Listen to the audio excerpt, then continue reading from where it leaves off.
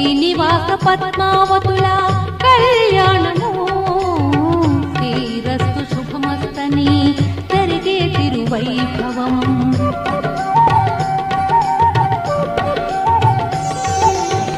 శ్రీనివాస పద్మావతుల కళ్యాణము శ్రీరస్తు శుభమస్తని జరిగే తిరువైభవం.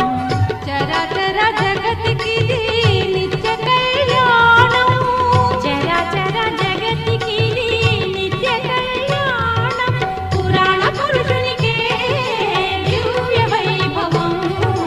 లక్ష్మీ కళ్యాణ సౌభాగ్యమే, సౌరీ కళ్యాణ వైభోగమే. కళ్యాణం వేడుక కనరండి, కలికి పద్మావతి వధువండి.